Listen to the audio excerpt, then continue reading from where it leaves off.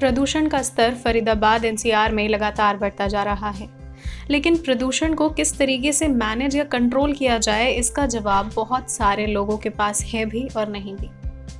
इसी को लेकर आज हम पर्यावरणविद जितेंद्र बड़ाना जी से बात करने आए हैं, तो उनसे रूबरू होते हैं। नमस्कार। मैं धन्यवाद करना चाहूँगा आपकी टीम को कि आप कम से कम इस मुद्दे पे बोलने के लिए हमारे साथ जुड़े हैं और जो पर्यावरण की, जो जनता की जो आवाज़ है उसको बड़े लेवल पे ले जाने की आपने शुरुआत की है। जहाँ तक फरीदाबाद के प्रदूषण की बात है, हमें एक हमारे जो ऑफिसर्स हैं या जो हमारे नेता हैं उनको बड़ा अच्छा लग रहा होगा कि कहीं ना कहीं तो देखो सिटी का नाम आया है, हम प्रदूषण में नंबर 1, नंबर 2 या नंबर 3 पे ही रहते हैं। तो ये कहीं ना कहीं एक गर्व की बात हो रही है कि देखो हमारा नाम आ गया है फरीदाबाद का। लेकिन ये हमारे लिए बहुत बड़ा जनता के साथ तो धोखा है। और ये नेता या फिर जो ऑफिसर जो बैठे हैं, जो बड़ी बड़ी डिग्रियां लेके, बड़ी बड़ी पोजीशन लेके, ये उनके साथ भी धोखा है।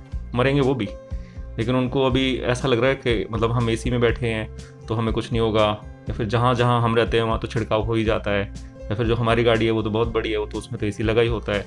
तो ऐसे इनको ना जो सच्चाई है वो वहाँ तक ना तो हमारे नेता पहुँच पाते हैं और ना ही हमारे ऑफिसर, क्योंकि उनको वो दुनिया दिखाई नहीं दी थी। वो कभी बाइक पे चले ही नहीं, वो कभी पैदल उनको निकलना ही नहीं हुआ, कभी उन्होंने पब्लिक ट्रांसपोर्टेशन में अपने आप को बैठाया ही नहीं। सो यहाँ की जो कंडीशन है, अभी की जो कंडीशन में अगर आपको बताना चाहूँ तो मैं अगर फरीदाबाद को पार करूं तो कम से कम आधा घंटा लगता है जी। एक किनारे से दूसरे किनारे पे जाने के लिए आधा पौना घंटा लगेगा। और उसमें अगर मैं बाइक पे चल रहा हूं तो बाइक पे चलते टाइम मैं 1.5 किलो धूल को अपने शरीर में लिपटा के लाऊंगा। यहीं पे कल परसों में भी किसी से बात कर रहा था कि यहाँ पे दुबई के सारे मजे हैं ऑफ रोडिंग के। किसी भी रोड पे निकल जाओ तो आप टप से 1.5-2 फुट नीचे जाओगे, फिर एक झटके से ऊपर आ जाओगे ऐसे, और रेत उड़ेगा, बड़ा अच्छा सा फीलर आता है। सो ये सारी हमारी अचीवमेंट है, ये हमारे नेताओं की, हमारे जो बड़े बड़े ऑफिसर्स हैं इनकी अचीवमेंट है। और ये एक्चुअल में ये आज की कंडीशन नहीं है, पिछले 10-15 साल से अगर आप बात करें ऐसी ही कंडीशन है। और ये इस कंडीशन से बाहर आना ही नहीं चाहते, ना ही ये रोडों को सही कंडीशन में लाने की कोशिश करते हैं और ना ही उसके कारणों को जानने की कोशिश करते हैं। अगर अपने दिल्ली एनसीआर या पर्टिकुलरली फरीदाबाद की अगर बात करूं, यहाँ पे मैं चैलेंज करूँगा सभी नेताओं को भी, सभी अफसरों को भी, कि किसी को यही नहीं पता होगा कि जो पॉल्यूशन आ रहा है इसके कंटेंट क्या है। या फरीदाबाद में जो सिचुएशन हो रखी है कि ठीक है अभी तो मास्क लगा के निकल जा रहे हैं, बट बिना मास्क के आप वैसे भी नहीं निकल पाते, आप धूल खा के ही आओगे 1-1.5 किलो। तो इनको किसी को भी ये नहीं पता होगा कि ये राजस्थान से जो धूल भरी आंधियाँ आ रही हैं उनकी वजह से है, या जो रोड की जो डस्ट, जो सॉइल इरोजन हो रहा है उसकी वजह से है, या फिर जो फैक्ट्रियों में जो पॉल्यूशन हो रहा है उनकी वजह से है, या क्रैशर जो चल रहे हैं उनकी वजह से है, या फिर और कोई 5वां-6ठा कारण है। तो सबसे जो गंभीरता का जो मुद्दा है वो यही है कि ये कारण तक नहीं पहुंच पाते और ना ही पहुंचना चाहते हैं। सुप्रीम कोर्ट ने सर अभी बहुत सारे निर्देश जारी किए हैं कि पराली को किस तरीके से नहीं जलाना है, और अगर जला भी रहे हैं तो उसके ऊपर एक डिकम्पोजर छिड़काव की भी बात की जा रही है, उसके बारे में क्या कहना है? देखिए, सुप्रीम कोर्ट का मैं आदर करता हूँ, लेकिन वहाँ पे भी जो representation of facts and documents होती है वो गलत होती है जी। अभी आपको लगता है कि पराली जल रही होगी कहीं हमारे वेस्ट साइड में? हमारे वेस्ट साइड में पराली है ही नहीं जी। हमारे नॉर्थ साइड में पराली है, जबकि नॉर्थ से और इधर हवा का मुझे लगता नहीं है कि कोई ऐसा सेंस बनता हो। वो तो ये है कि जो गरीब तबका होता है या फिर जो ना बोलने वाला तबका है वो हमेशा दबाया जाता है। तो ये खामखा इनको टीका लगाना होता है कि ये सारा जो घड़ा जो फोड़ना है वो किसान के सर पे फोड़ दो, तो पराली जले ना जले लेकिन ठीक रहा उनके सर पे फूटता है। तो सेव अरावली सर एक बहुत ही गंभीर मुद्दा बना हुआ है फरीदाबाद में, आपके हिसाब से किस तरीके से उसको मैनेज किया जा सकता है? देखिए, यहाँ एक नेचुरल जो कंडीशन ये है कि हम जोग्राफिकली राजस्थान में हम आते हैं, politically we are divided into 3-4 states. So हमारा ये नेचर है यहाँ का, जो कि पहले भी होता था, आज से 100-200 साल, लाखों साल पहले भी होता था कि जब भी हवा चलती है तो वेस्ट की जो हवा है वो ईस्ट में आएगी। वेस्ट में हमारे राजस्थान है जिसको अरावली बैरियर बना के रोकता है। अगर वहाँ पे मॉइस्चर होता है तो वो रुक जाएगी डस्ट, अदरवाइज तो सीधी सीधी हमारे ऊपर आएगी। ये अप्रैल से मार्च से और मई जून तक भी होता है, और जब ड्राइनेस फिर बढ़ती है सितंबर अक्टूबर में फिर भी होता है। तो हमें जो फोकस देना चाहिए वो अरावली को ज़्यादा से ज़्यादा ग्रीन करने पे देना चाहिए, ज़्यादा से ज़्यादा उस पर मॉइस्चर पैदा करने पे देना चाहिए, ना कि वहाँ पे माइनिंग, ना कि वहाँ पे क्रैशर लगाने पे या फिर कोई और इंडस्ट्री या प्लॉटों की बिक्री या मल्टी स्टोरी बिल्डिंग्स बनाने पर देना चाहिए, जिससे कि हमारा जो वहाँ से जो डस्ट के जो स्टॉर्म्स आ रहे हैं वो रुके। तो उस पर हमें फोकस देना चाहिए, जिससे कि दिल्ली एनसीआर एक सेफ कंडीशन में रहे। सर, अभी रिसेंटली प्लांटेशन या ब्यूटिफिकेशन को लेकर आपकी तरफ से क्या प्रयास जारी? देखिए, हम एक वॉलंटियर ड्रिवन ऑर्गेनाइजेशन है, और हम लोग पिछले 5-6 सालों में 5 छोटे छोटे फॉरेस्ट डेवलप कर चुके हैं, जिनमें मतलब जगह हमें जितनी भी सरकार वालों ने जो दी है, प्रशासन ने जो दी है, चाहे वो गार्बेज का जो यूनिट रही हो, वहाँ पे गार्बेज यार्ड रहा हो इलीगल, उसको हमने कन्वर्ट करके फॉरेस्ट बनाया है। चाहे वो कोई ग्रीन बेल्ट रही हो, चाहे वो डिफॉरेस्टेड लैंड रहा हो क्रैशर जोन का, तो उनको हमने कन्वर्ट किया है फॉरेस्ट में। और हमारी कवायद यह है कि जहाँ पे भी हमें ऐसा पैच ऑफ लैंड मिले, हम उसको डेवलप करें, एफोरेस्टेशन करें, जिससे कि यहाँ मॉइस्चर लेवल बढ़े और पॉल्यूशन के जो कंटेंट है उनको सोक करने में कहीं ना कहीं हेल्प मिले। सर, फरीदाबाद एक इंडस्ट्रियल एरिया है, उद्योग के नाम से ही जाना जाता है, बहुत सारी फैक्ट्रीज हैं। अब उद्योग जो हैं वो अपना काम करेंगे ही, लेकिन उन्हें पोल्यूशन को किस तरीके से मैनेज करना है, ये अभी चीज़ें सामने नहीं निकल कर आ रही हैं। कितनी भी सोशल ऑब्जेक्टिविटी की इंडस्ट्रियलिस्ट बात कर लें कि वो उसको फुलफिल कर रहे हैं, लेकिन ऐसा हो नहीं पाता, तो उसके बारे में क्या कहना चाहेंगे? देखिए, पॉलिसी लेवल पे बहुत बड़ी गड़बड़ है कि फरीदाबाद में कोई भी ऐसी इंडस्ट्रियल जोन नहीं है जहाँ पे एक आम जो एंटरप्रेन्योर है वो जाके अपना फैक्ट्री लगा सके, सेटअप कर सके।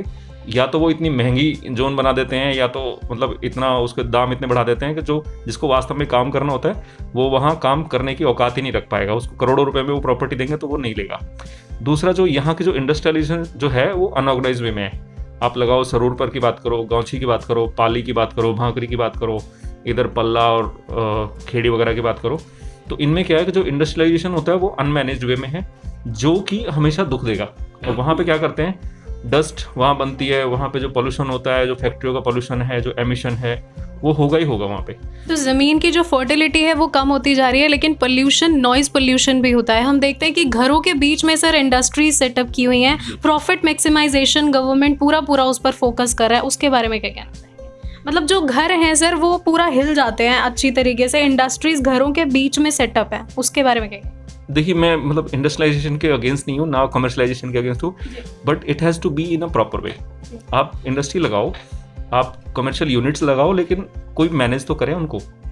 अभी हाल ही में दर्शकों देखा गया था कि जो बल्लभगढ़ है वो पोल्यूशन की सूची में दूसरे नंबर पर आया था। इसके लिए बहुत सारे प्रशासन ने प्रयास किए, पानी का छिड़काव भी जारी है। तो सर, पानी का छिड़काव जो है वो कितना सार्थक है? यहाँ पे ट्यूबवेलों में पानी जो 500-700 फीट पे जा चुका है बहुत सारे एरियाज में। अनखीर, बड़खल, ये सब एरिया लो, वहाँ पे पानी है ही नहीं, सूख गया है। तो ये क्या करते हैं कि सीधा ऑर्डर दे दिया, चाहे वो कमिश्नर साहब है, चाहे डीसी साहब है, चाहे कोई नेता है, सीधा ऑर्डर दे दिया पानी का छिड़काव करो। इनको क्या अपॉर्चुनिटी मिली है कि इनके जो लोग होते हैं उनको ठेका मिल गया, तो वहाँ इन्होंने उनको खुश कर दिया। लेकिन ट्यूबवेलों के जो फ्रेश पानी है उसको बिखेर रहे हैं सड़कों पे, जिससे कि मतलब वो मतलब साइंटिफिकली अगर टेक्निकली देखो तो वो जो साफ पानी है उससे वो रेत कभी चिपकेगा नहीं, वो तो और रेत ही बनेगा ना, और फिल्टर हो जाएगा वो, और बारीक हो जाएगा। उसमें करना क्या चाहिए कि एसटीपी का पानी डालना चाहिए। अब एसटीपी के नाम पे यहाँ पे 2-3 प्लांट्स हैं, 21 सेक्टर और 23 सेक्टर, 55 सेक्टर, कि जो शहर इतना सूखा है कि वहाँ पे गाड़ी चलती है तो धूल उड़ती है, वहाँ पे पेड़ ग्रीन हो नहीं पाता है। पेड़ खड़ा होने में यहाँ पे बहुत एफर्ट लगाने पड़ते हैं, पानी की बहुत ज़्यादा जरूरत है। उस शहर के पानी को ये जो एडमिनिस्ट्रेशन है वो ऐसा टारगेट रखता है कि जो भगवान ने पानी डाला है उसको तुरंत निकालो, 6 घंटे के अंदर अंदर उसको साफ करो। तो ये कौन सा साइंस है? ये तो हमें मतलब आप सोचने की बात है कि जो शहर ड्राई है उसको डे बाई डे और ड्राई करने में लगे।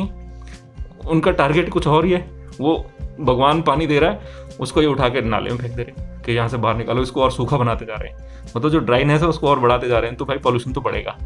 इसका सॉल्यूशन ये हो सकता है कि हम लोग जो भी भगवान जो पानी दे रहा है, जो प्रकृति या नेचर जो पानी दे रहा है, उसको वहाँ कंजर्व करें। और मैंने अभी भी कुछ दिन पहले भी एडमिनिस्ट्रेशन में एक बड़ी मीटिंग थी, तो उनमें भी बोला कि हम हर सेक्टर में या हर 1-2 किलोमीटर पे छोटे वाटर बॉडी क्यों नहीं बना रहे। मैंने 40 डेस्टिनेशंस ऐसे बनाई है जहाँ पे वाटर बॉडीज क्रिएट हो सकती हैं। बट वो जो मेरा जो रिसर्च है, जो काम कर रहे हैं हम लोग, उस जो 40 जो डेजिग्नेशन जो लोकेशन डेजिग्नेट की हैं, जो फाइंडिंग्स हुई हैं हमारी, वो 5-7 साल से मैं लिए घूम रहा हूँ, कोई सुनने को राजी नहीं होता। अगर नेताओं से बात करो तो वो कहते हैं कि नहीं, इसमें अगर वाटर बॉडी बना दी तो बच्चे डूब के मर जाएंगे। एडमिनिस्ट्रेशन से बात करते हैं, नहीं वो बीमारी बन जाएंगी। अरे इससे बाहर भी आके सोचो भाई कभी। क्या आपको लगता है कि जो बाहर के लोग हैं, स्विट्जरलैंड की अगर बात करें, आप लोग यूरोप में जाते हो, आप अमेरिका में जाते हो, वहाँ पे वाटर बॉडीज़ हैं, शहर में मतलब नाव चल रही होती है, शहर में नाले चल रहे होते हैं, क्या वो डूब के मरते हैं डेली? क्या वहाँ बीमारियाँ फैलती है? Not at all. ये इसलिए एक मतलब फर्स्ट साइड पे ये ऐसी एडवोकेसी कर देते हैं कि इनको चीज़ें मैनेज ना करनी पड़े, इनकी ज़िंदगी ठंड ठंड में चलती रहे। मैं ये कहता हूँ कि आप 40 मत बनाओ, 10-20 वाटर बॉडी क्रिएट करके देखो, उनको अच्छी तरह से कवर करो और उनका जो पानी है उसको मैनेज करो। ऐसा नहीं है कि उसमें हर जगह बीमारी फैलेगी। आप यहाँ पे 10-20-50 वाटर बॉडीज़ बनाइए, उनको अच्छी तरह से मैनेज करिए, उसमें अच्छे जो माइक्रोब्स है वो आर्टिफिशियल माइक्रोब्स डालिए जिससे कि वहाँ पे मच्छर पैदा ना हो या बीमारियाँ पैदा ना हो, उसको ढक के रखिए जिससे कि पानी कंजर्व हो, वाटर टेबल बढ़े और इसकी जो ड्राइनेस है, जो शहर की जो ड्राइनेस है वो कम हो। तो वहाँ कम से कम वो ऐसा एक एफर्ट होगा हमारा जिसको हम कर भी सकते हैं, डूएबल है, वेरी मच डूएबल, और उससे इमीडिएट रिजल्ट आपको दिखाई दे जाएंगे। ग्रीनरी बढ़ेगी, वाटर टेबल बढ़ेगा, वो जो रेन वाटर जो बारिश का जो पानी है वो हार्वेस्ट होगा और शहर में जो मॉइस्चर लेवल है वो बढ़ेगा, तो उससे डस्ट का जो सॉइल इरोजन है वो कम होगा, ऑब्वियसली कम होगा।